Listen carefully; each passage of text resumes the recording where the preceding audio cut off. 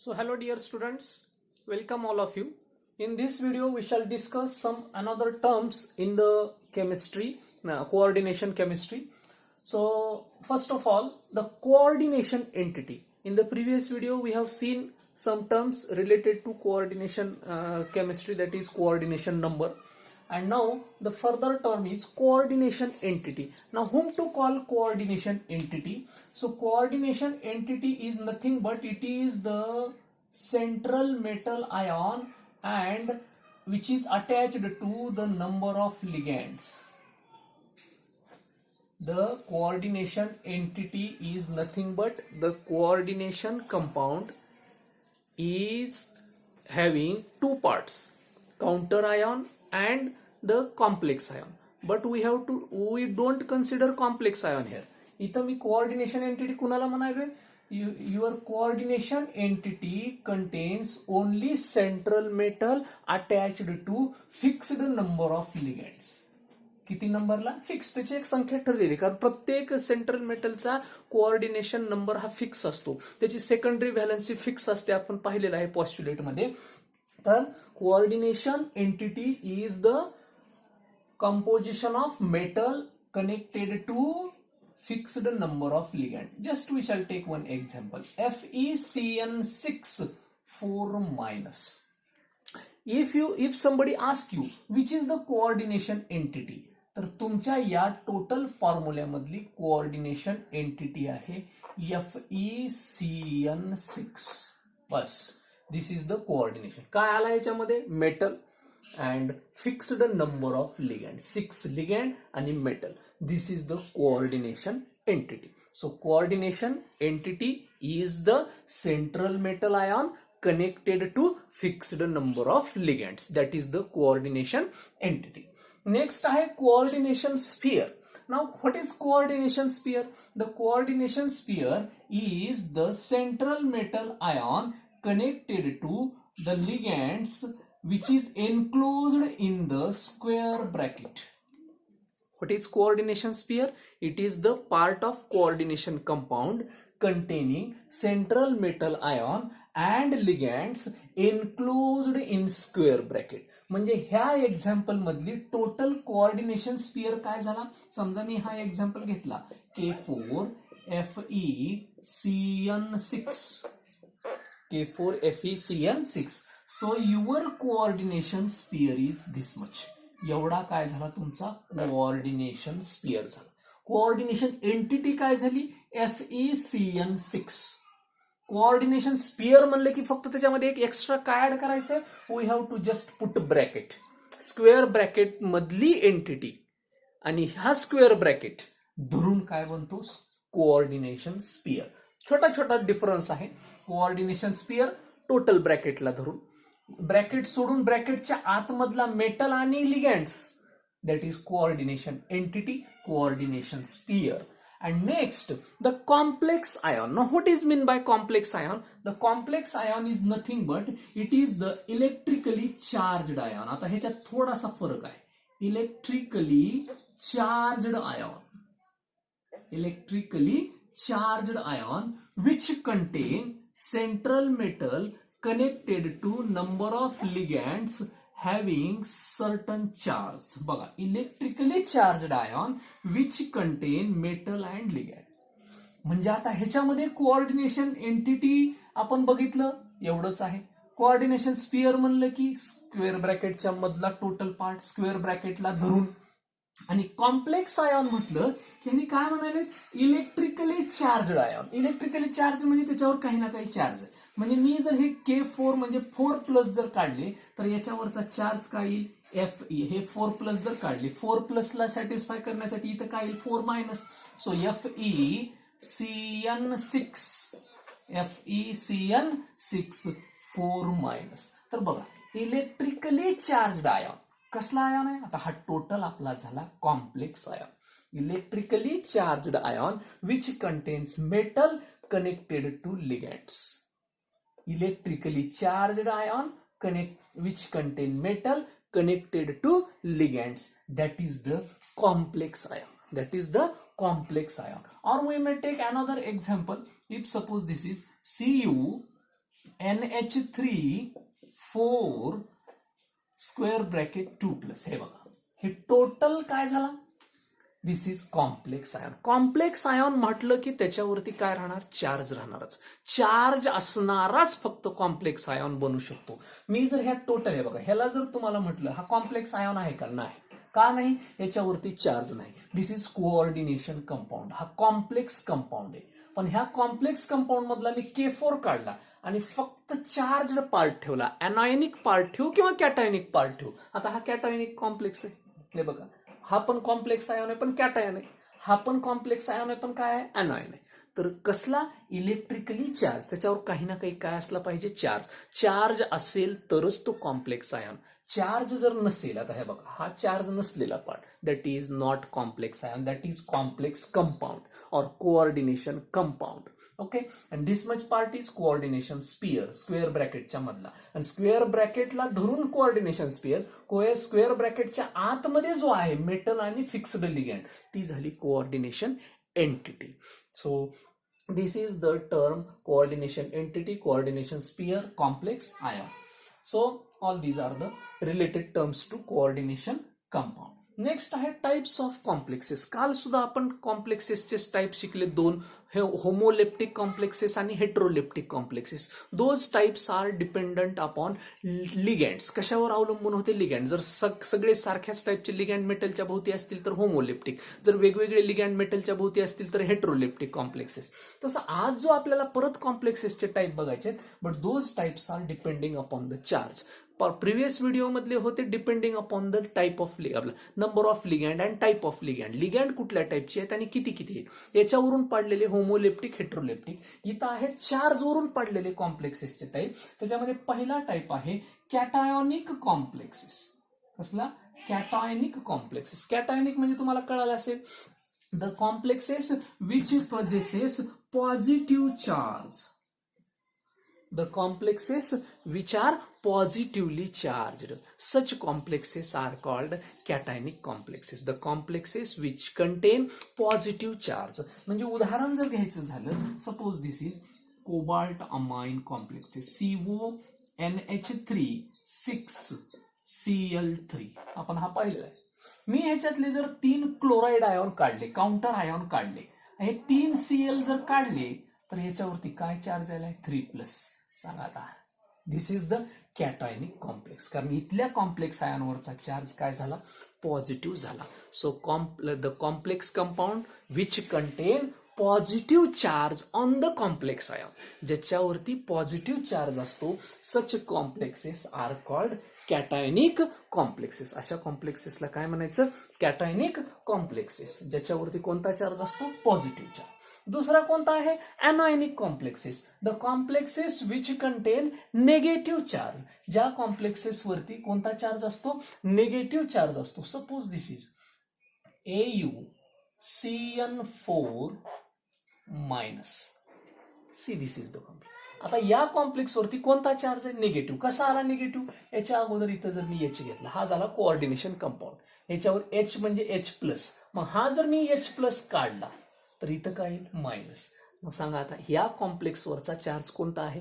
Minus. So negatively charged complexes are called anionic complexes. Negatively charged complexes are called anionic complexes. दुसरं घेऊ शकता बघा, K3, जसं K4चं घेतलं तसं K3चं घेऊ शकता, K3FeCN6. मी जर इथला हा 3K+ काढले तर याच्यावरती काय चार्ज येईल? 3-. कसला कॉम्प्लेक्स झाला? अनायनिक कॉम्प्लेक्स झाला. तर anionic complex, cationic. And the complex which do not contain any charge, they don't have any charge, त्यांना कुठलाच चार्ज नसतो. हे पहा, FeCO5 कुठलाच चार्ज नाही. NiCO4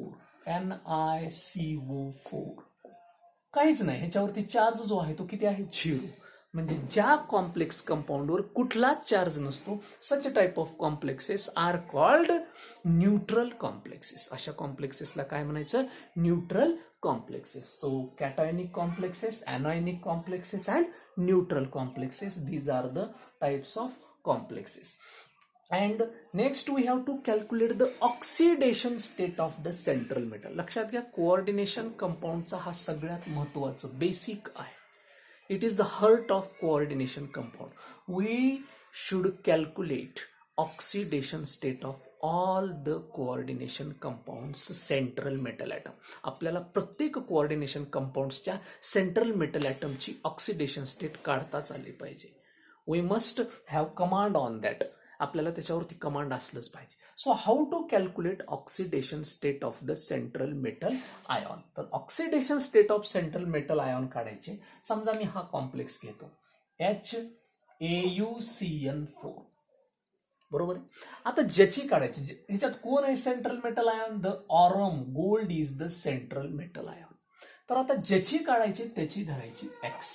बघा मी दोन्ही मेथडनं सांगणार आहे. आता हा H आहे, ह्या H वर किती चार्ज आहे? H वर असतो 1+, म्हणून ह्याचा मी घेतला 1+, हा प्लस प्लस 1+, ज्याची काढायची त्याची X घेतली X प्लस. लिगँड्स किती आहेत? 4 लिगँड्स आर देअर. एका CN वर कोणता सायनाइड तुम्हाला माहिती आहे? निगेटिव्ह लिगँड आहे, कालही आपण पाहिले. एका लिगँडवर, एका CN वर 1-, 4 लिगँडवर 4 × -1, टोटल आहे 0. The sum of the all charges on the coordination compound. सगळ्या चार्जेसची सम करायची. We get the oxidation state of the central metal. मग झालं H ची 1 घेतली, 4 CN आहेत, 1- इज 0. X निघायची काय? X इज हा काय होईल? -4. हा काय राहील? +1 is -0. X is -4 + 1 -3 is 0. X is +3. म्हणजे तुमच्या ह्या AU वरची ऑक्सिडेशन स्टेट काय आहे? AU3+. काय आहे? AU3+. We can calculate for so many examples. Suppose we take this example. This is the, what is that? CONH3 6Cl3. This is Cl3. आता याच्यामध्ये जर तुम्ही बघितलं, ज्याची काढायची त्याची काय करायची? X plus how many ammonia molecule? 6 ammonia. पण सांगितलंय मी काल, अमोनिया कुठल्या टाईपच्या लिगँडमध्ये? न्यूट्रल वरचा चार्ज काय असतो? 0. म्हणून 6 जरी अमोनिया असले तरी 6 अमोनियावरचा चार्ज काय झाला? 0. वॉटर, अमोनिया, CO हे कसले लिगँड्स आहेत? न्यूट्रल लिगँड, त्याच्यावर कुठलाच चार्ज नाही. म्हणून CO ची काढायचे, कोबाल्टची काढायचे X + 6 × 0 प्लस Cl किती आहेत? 3Cl. 3 एका Cl वर काय आहे? -1 is total 0. X + 6 × 0 plus 3 × -1 is 0. X 6 × 0 0 plus 3 × -1 -3 is 0. X is +3. बघा इथं कोबाल्टची ऑक्सिडेशन स्टेट आली +3. कोबाल्टची ऑक्सिडेशन स्टेट काय आली? +3. So we can calculate in this way. If suppose we go for this, याच्यासाठी जर गेलो काय आहे? Fe ची काढायची. Fe ची काय? X plus 5 CO. एका CO वर सांगितलं carbonyl ligand is neutral ligand. Neutral म्हणलं की 0 is 0. X 5 × 0 0 is 0. X is 0. म्हणजे इथं Fe वरची ऑक्सिडेशन स्टेट काय आहे? 0 आहे. तर अशा पद्धतीने आपण वेगवेगळ्या काय काढू शकतो? ऑक्सिडेशन स्टेट काढू शकतो. सपोज CuNH3 तर घेतले बघा, CuNH3 2+. Okay, this is the charge. समजा असं घेतो मी आता. यावेळेस कॉम्प्लेक्स आयॉन घेऊया, डायरेक्ट 2+. कुणाची काढायचे? Cu ची काढायची. What is that Cu? Cu is X plus 4 × ammonia किती आहेत? अमोनियावर 0. 4 × 0 इज आता 0 नाही येणार. आता त्याच्यावरचा चार्ज, कारण हा कॉम्प्लेक्स आयॉन आहे. कॉम्प्लेक्स आयॉनवर किती चार्ज आहे? 2+. तो 2+ लिहायचा. आतापर्यंत आपण कॉम्प्लेक्स आयॉन बघितला नव्हता. हा बघितला, हा बघितला, हा बघितला. डायरेक्ट आपण टोटल कोऑर्डिनेशन कंपाऊंड घेतला होता. इथं आता मी घ्यायलोय कॉम्प्लेक्स आयॉन. कॉम्प्लेक्स आयॉनसाठी त्या कॉम्प्लेक्स आयॉनवरचा जो चार्ज आहे तो घ्यायचा. नाव X 4 × 0 0 मीन्स X इज +2. म्हणजे डायरेक्ट इथं Cu ची ऑक्सिडेशन स्टेट काय आली? +2 आली, कारण हा न्यूट्रल लिगँड आहे. 4 × 0 म्हणजे ही 2+ डायरेक्ट कुणाची आली, Cu ची. म्हणून Cu वरचा चार्ज Cu2+. तर अशा पद्धतीने आपण वेगवेगळे ऑक्सिडेशन स्टेट काढू शकतो. In the next video we shall come with different variety of examples. For this video, these are some example. Just you keep in mind how to calculate the oxidation state. Now the next is coordination polyhedra. Now what is mean by coordination polyhedra? The coordination polyhedra is nothing but the spatial arrangement of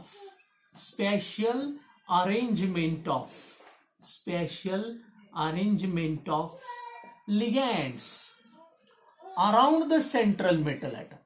Ligands around the central metal atom. What is coordination polyhedra? The spatial म्हणजे space मधली arrangement. Suppose this is the central metal. याच्या भोवती मी वेगवेगळे काय attach केले, समजा हे असे लिगँड अटॅच केले लाईक दिस. मग आता ही काय तयार झाली, स्पेस मधली लिगँडची arrangement. So spatial arrangement of ligands around the central metal atom forms coordination polyhedra तयार होतो. लिगँड वेगवेगळ्या पद्धतीनं सेंट्रल मेटलला अरेंज होतात. मग some time ligand get attached to the central metal in tetrahedral fashion. हा टेट्राहेड्रल हा काय झाला, कोऑर्डिनेशन पॉलिहेड्रा. काही लिगँडला वाटलं आपण स्क्वेअर प्लॅनर मध्ये स्टेबल आहोत, तर ते कुठल्या ह्याच्यामध्ये अरेंज होतील, स्क्वेअर प्लॅनर मध्ये अरेंज होतील लाईक दिस. तर वेगवेगळ्या अरेंजमेंटमुळे तयार झालेल्या जॉमेट्रीजला काय म्हणतात, different geometries formed because of the special arrangement of ligands around the central metal atom. Different special arrangements formed because of the attachment of ligands around the central metal atom, that is called coordination polyhedra. Now if we have 4 ligands, जर आपल्याकडे 4 ligands असतील तर ती geometry काय होईल, tetrahedral geometry होईल. आणखीन 4 लिगँड्स असली तर आणखीन एक काय जॉमेट्री होईल, स्क्वेअर प्लॅनर जॉमेट्री होईल. 5 लिगँड्स असतील तर जॉमेट्री काय होईल, ट्रायगोनल बाय पिरॅमिडल होईल. 6 लिगँड्स असतील तर जॉमेट्री काय होईल, ऑक्टाहेड्रल होईल. 5 लिगँड असली तर आणखीन जर अरेंजमेंट बदलली तर ही सुद्धा होते स्क्वेअर पिरॅमिडल. हे बघा या टाईपची, हे मेटल, लिगँड आणि वर एक लिगँड, 5 लिगँड. हे बघा स्क्वेअर पिरॅमिडल किंवा ट्रायगोनल बाय पिरॅमिड आपण पाहिलेली आहे. This is trigonal. हा मेटल, लिगँड, वर एक लिगँड, खाली एक लिगँड. हे trigonal bipyramidal. Square pyramidal, octahedral you know very well, tetrahedral, square planar. तर ह्या सगळ्या ज्या जॉमेट्री आहेत depending upon ligands, how ligands arrange themselves around the central metal atom forms different types of geometrical shapes. आणि ह्या तयार झालेल्या वेगवेगळ्या जॉमेट्रिकल शेप्सला काय म्हणायचं, कोऑर्डिनेशन पॉलिहायड्रा. तर वेगवेगळे कोऑर्डिनेशन पॉलिहायड्रा कुणामुळे तयार व्हायलेत, लिगँड स्वतःला मेटल भोवती कसे अरेंज करून घेतात त्याच्यावरून कोऑर्डिनेशन पॉलिहायड्रा तयार होतात. तर नेक्स्ट व्हिडिओमध्ये आपण भरपूर वेगवेगळ्या oxidation state, how to calculate oxidation state for different compounds, that we shall see in the special video. So thank you guys.